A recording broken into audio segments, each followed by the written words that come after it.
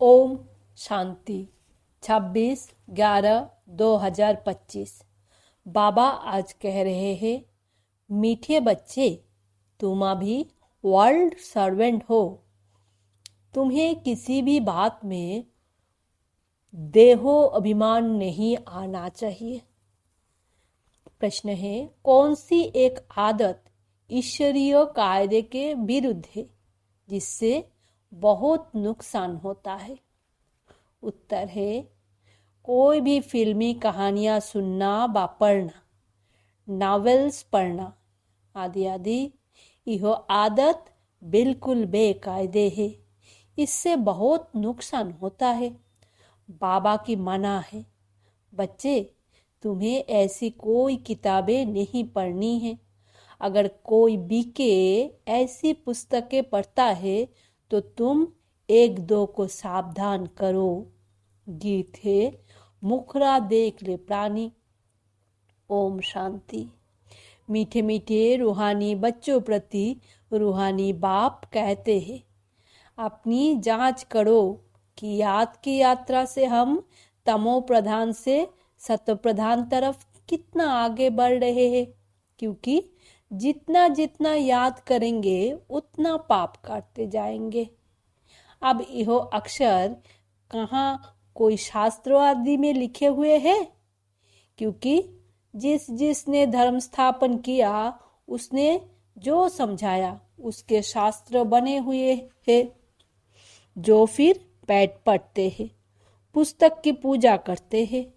अब ये भी समझने की बात है, जबकि यह लिखा हुआ है, देहो सहित देहो के सब संबंध छोड़ अपने को आत्मा समझो। बाप याद दिलाते हैं, तुम बच्चे पहले पहले अशरीरी आए थे, वहां तो पवित्र ही रहते थे। मुक्ति जीवन मुक्ति में पतित आत्मा कोई जा नहीं सकती। वो है निराकारी निर्विकारी दुनिया। इसको कहा जाता है साकारी विकारी दुनिया। फिर सतयुग में यही निर्विकारी दुनिया बनती है। सतयुग में रहने वाले देवताओं की तो बहुत महिमा है। अब बच्चों को समझाया जाता है, अच्छी रीति धारण कर औरों को समझाओ। तुम आत्माएं जहां से आई हो पवित्र ही आई हो, फिर यहाँ आकर अपवित्र भी जरूर होना है। सतयुग तो वाइसलेस वर्ल्ड, कलयुग को विशेष वर्ल्ड कहा जाता है। अब तुम पतित पावन बाप को याद करते हो कि हमको पावन वाइसलेस बनाने आप विशेष दुनिया विशेष शरीर में आओ। बाप खुद बैठ समझाते हैं। ब्रह्मा के चित्र पर भी मूंझते हैं कि दादा को क्यों बिठाया है। समझाना चाहिए, ये तो भागीरथ है। शिव भगवान उवाच है, ये रथ मैंने लिया है क्योंकि मुझे प्रकृति का आधार जरूर चाहिए, नहीं तो मैं तुमको पतित से पावन कैसे बनाऊं। रोज पढ़ाना भी जरूर है। अब बाप तुम बच्चों को कहते हैं, अपने को आत्मा समझ माँ में कम याद करो। सभी आत्माओं को अपने बाप को याद करना है। श्री कृष्ण को सभी आत्माओं का बाप नहीं कहेंगे, उनको तो अपना शरीर है। तो यह बाप बहुत सहज समझाते हैं।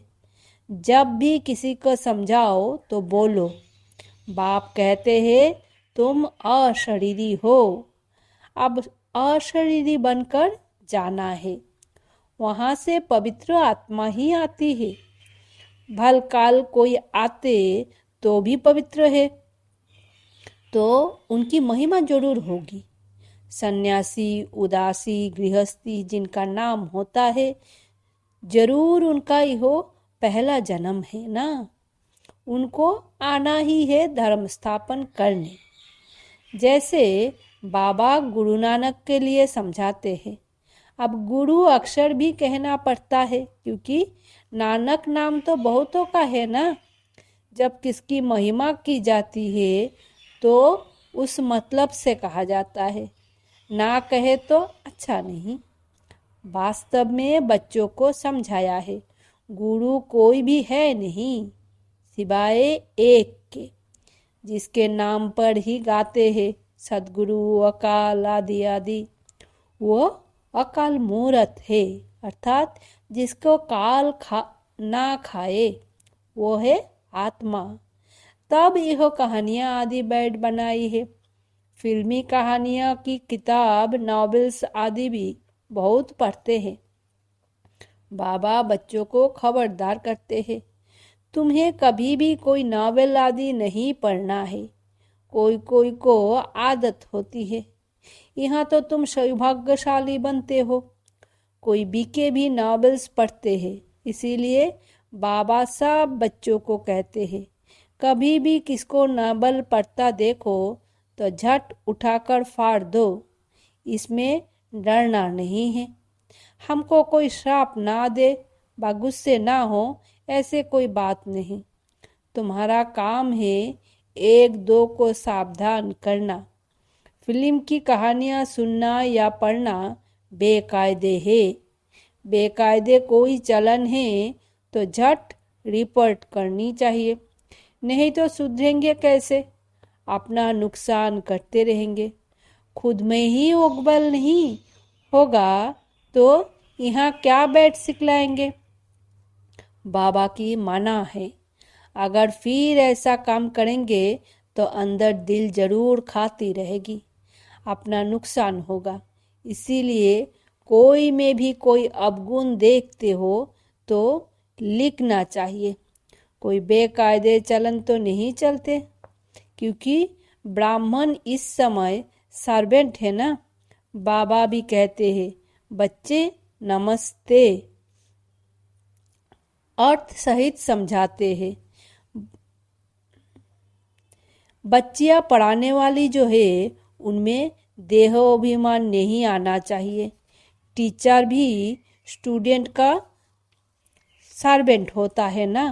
गवर्नर आदि भी चिट्ठी लिखते हैं, नीचे सही करेंगे आई एम ओबीडियंट सर्वेंट, बिल्कुल सम्मुख नाम लिखेंगे, बाकी क्लार्क लिखेगा अपने हाथ से। कभी अपनी बड़ाई नहीं लिखेंगे।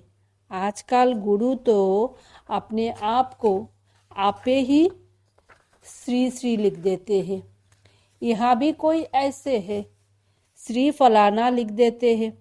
वास्तव में ऐसे भी लिखना नहीं चाहिए, ना फीमेल श्रीमती लिख सकती है।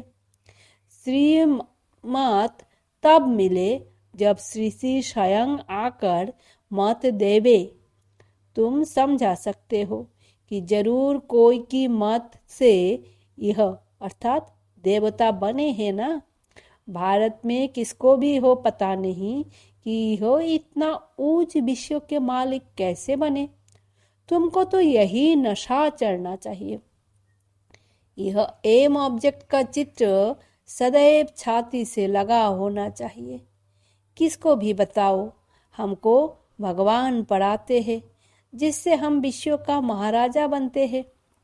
बाप आए हैं इस राज्य की स्थापना करने। इस पुरानी दुनिया का विनाश सामने खड़ा है। तुम छोटी छोटी बच्चियां तोतली भाषा में किसको भी समझा सकती हो। बड़े बड़े सम्मेलन आदि होते हैं, उनमें तुमको बुलाते हैं। यह चित्र तुम ले जाओ और बैठकर समझाओ। भारत में फिर से इन्हों का राज्य स्थापन हो रहा है। कहाँ भी बड़ी सभा में तुम समझा सकते हो। सारा दिन सर्विस का ही नशा रहना चाहिए। भारत में इनका राज्य स्थापन हो रहा है। बाबा हमको राजयोग सिखला रहे हैं। शिव भगवान उवाच, हे बच्चों, तुम अपने को आत्मा समझ मुझे याद करो तो तुम इहो बन जाएंगे। 21 पीढ़ी के लिए दैवी गुण भी धारण करने हैं। अभी तो सबके आसुरी गुण हैं। श्रेष्ठ बनाने वाला तो एक ही श्री श्री शिव बाबा है। वही ऊंचे ते ऊंच बाप हमको पढ़ाते हैं। शिव भगवान वाच मन मना भवो। भागीरथ तो मशहूर है। भागीरथ को ही ब्रह्मा कहा जाता है, जिसको महावीर भी कहते हैं। यहाँ दिलवाड़ा मंदिर में बैठे हुए हैं ना, जैनी आदि जो मंदिर बनाने वाले हैं, वह कोई भी जानते थोड़े ही है। तुम छोटी छोटी बच्चियाँ कोई से भी विजिट ले सकती हो। अभी तुम बहुत श्रेष्ठ बन रहे हो। यह भारत की एम ऑब्जेक्ट है ना। कितना नशा चढ़ना चाहिए, कितना नशा चढ़ना चाहिए। यहाँ बाबा अच्छी रीति नशा चढ़ाते हैं। सब कहते हैं हम तो लक्ष्मी नारायण बनेंगे। राम सीता बनने के लिए कोई भी हाथ नहीं उठाते। अभी तो तुम हो अहिंसक क्षत्रियो। तुम अहिंसक क्षत्रियो को कोई भी नहीं जानते। यह तुम अभी समझते हो। गीता में भी अक्षर है मन मना भवो। अपने को आत्मा समझो। यह तो समझने की बात है ना, और कोई भी समझ नहीं सकते। बाप बैठ बच्चों को शिक्षा देते हैं, बच्चे आत्मा अभिमानी बनो। यह आदत तुम्हारी फिर 21 जन्म के लिए चलती है। तुमको शिक्षा मिलती ही है 21 जन्म के लिए। बाबा घड़ी घड़ी मूल बात समझाते हैं। अपने को आत्मा समझकर बैठो। परमात्मा बाप हम आत्माओं को बैठ समझाते हैं। तुम घड़ी घड़ी देहो अभिमान में आ जाते हो, फिर घड़बार आदि याद आ जाता है। इहो होता है। भक्ति मार्ग में भी भक्ति करते करते बुद्धि और तरफ चली जाती है। एक टिक सिर्फ नौधा भक्ति वाले ही बैठ सकते हैं, जिसको तीव्र भक्ति कहा जाता है। एकदम लाभलीन हो जाती है। तुम जैसे याद में बैठते हो तो कोई समय एकदम अशरीरी बन जाते हो। जो अच्छे बच्चे होंगे वही ऐसे अवस्था में बैठेंगे। देहों का भान निकल जाएगा। अशरीरी हो उस मस्ती में बैठे रहेंगे। यह आदत पड़ जाएगी। सन्यासी है तत्वज्ञानी बा ब्रह्मज्ञानी। वो कहते हैं हम लीन हो जाएंगे। यह पुराना शरीर छोड़ ब्रह्म तत्व में लीन हो जाएंगे। सबका अपना अपना धर्म है ना। कोई भी दूसरे धर्म को नहीं मानते हैं। आदि सनातन देवी देवता धर्म वाले भी तमो प्रधान बन गए हैं। गीता का भगवान कब आया था, गीता का युग कब था, कोई भी नहीं जानते। तुम जानते हो। इस संगम युग पर ही बाप आकर राजयोग सिखलाते हैं। तमो प्रधान से सत्व प्रधान बनाते हैं। भारत की ही बात है। अनेक धर्म भी थे जरूर। गायन है एक धर्म की स्थापना, अनेक धर्म का विनाश। सतयुग में था एक धर्म, अभी कलयुग में है अनेक धर्म। फिर एक धर्म की स्थापना होती है। एक धर्म था, अभी नहीं है, बाकी सब खड़े हैं। बाढ़ के झाड़ का मिसाल भी बिल्कुल ठीक है। फाउंडेशन है नहीं, बाकी सारा झाड़ खड़ा है। वैसे इसमें भी देवी देवता धर्म है नहीं। आदि सनातन देवी देवता धर्म जो तना था वो अब प्राय लोप हो गया है। फिर से बाप स्थापना करते हैं। बाकी इतने सब धर्म तो पीछे आए हैं। फिर चक्रों को रिपीट जरूर करना है। अर्थात पुरानी दुनिया से फिर नई दुनिया होनी है। नई दुनिया में इन्हों का राज्य था। तुम्हारे पास बड़े चित्र भी है, छोटे भी है। बड़ी चीज होगी तो देखकर पूछेंगे यह क्या उठाया है। बोलो हमने वो चीज उठाई है जिससे मनुष्य बेगार टू प्रिंस बन जाए। दिल में बड़ा उमंग, बड़ी खुशी रहनी चाहिए। हम आत्माएं भगवान के बच्चे हैं। आत्माओं को भगवान पढ़ाते हैं। बाबा हमको नैनों पर बिठाए ले जाएंगे। इस छी छी दुनिया में तो हमको रहने का नहीं है। आगे चल त्राही त्राही करेंगे। बात मत पूछो, करोड़ों मनुष्य मरते हैं। यह तो तुम बच्चों की बुद्धि में है। हम इन आँखों से जो देखते हैं यह कुछ भी रहना नहीं है। यह तो मनुष्य है कांटों मिसाल। सतयुग है फूलों का बगीचा। फिर हमारे नयन ही ठंडे हो जाएंगे। बगीचे में जाने से नयन ठंडे शीतल हो जाते हैं ना। तो तुम भी पद्मा पदम भाग्यशाली बन रहे हो। ब्राह्मण जो बनते हैं उनके पाँव में पदम है। तुम बच्चों को समझना चाहिए, हम यह राज्य स्थापन कर रहे हैं। इसलिए बाबा ने बेज बनवाए हैं। सफ़ेद साड़ी पहनी हुई हो, बेज लगा हो, इससे स्वतः सेवा होती रहेगी। मनुष्य गाते हैं आत्मा परमात्मा अलग रहे बहुकाल आदि आदि, परंतु बहुकाल का अर्थ कोई भी समझते नहीं है। तुमको बाप ने बताया है कि बहुकाल अर्थात 5000 वर्ष के बाद तुम बच्चे बाप से मिलते हो।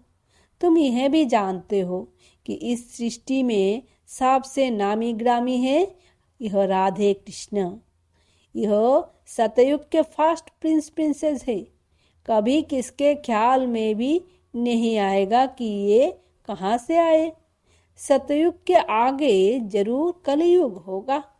उन्होंने क्या कर्म किए जो विश्व के मालिक बने।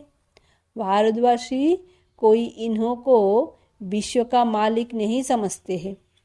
इनका जब राज्य था तो भारत में और कोई धर्म था नहीं। अभी तुम बच्चे जानते हो, बाप हमको राजयोग सिखा रहे हैं।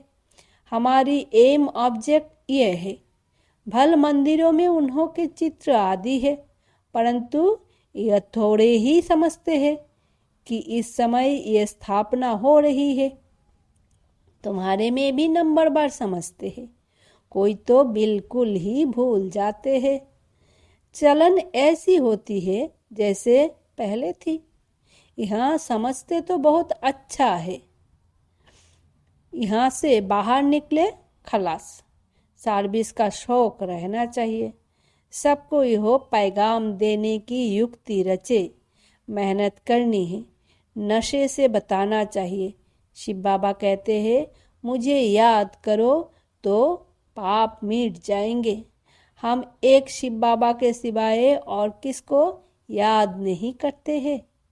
अच्छा, मीठे मीठे सिकिलदे बच्चों प्रति माता पिता बाप दादा का याद प्यार और गुड मॉर्निंग। रूहानी बाप की रूहानी बच्चों को नमस्ते। हम रूहानी बच्चों की रूहानी माता पिता बाप दादा को याद प्यार गुड मॉर्निंग और नमस्ते। धारणा के लिए मुख्य सार। पहला, एम ऑब्जेक्ट का चित्र सदा साथ रखना है। नशा रहे कि अभी हम श्रीमत पर विश्व का मालिक बन रहे हैं। हमें ऐसे फूलों के बगीचे में जाते हैं जहाँ हमारे नयन ही शीतल हो जाएंगे। दूसरा है, सर्विस का बहुत बहुत शौक रखना है। बड़े दिल बा उमंग से बड़े बड़े चित्रों पर सर्विस करनी है। बेगा टू प्रिंस बनाना है, वरदान है। कर्मों की गति को जान, गति सदगति का फैसला करने वाले मास्टर दुख हरता सुख करता भवो। अभी तक अपने जीवन की कहानी देखने और सुनाने में बिजी नहीं रहो, बल्कि हर एक के कर्म की गति को जान, गति सदगति देने के फैसले करो। मास्टर दुख हरता सुख करता का पार्ट बजाओ। अपनी रचना के दुख अशांति की समस्या को समाप्त करो। उन्हें महादान और वरदान दो। खुद फैसिलिटीज अर्थात सुविधाएं ना लो, आप तो दाता बनकर दो। यदि सेल्वेशन के आधार पर स्वयं की उन्नति व सेवा में अल्पकाल के लिए सफलता प्राप्त हो भी जाए तो भी आज महान होंगे, कल महानता की प्यासी आत्मा बन जाएंगे। स्लोगन है, अनुभूति ना होना युद्ध की स्टेज है, योगी बनो योद्धे नहीं। अव्यक्त इशारे, अशरीरी व विदेही स्थिति का अभ्यास बढ़ाओ। जैसे ब्रह्मा बाप अव्यक्त बन विदेही स्थिति द्वारा कर्मातीत बने, तो अव्यक्त ब्रह्मा की विशेष पालना के पात्र हो। इसीलिए अव्यक्त पालना का रेस्पॉन्ड विदेही बनकर दो।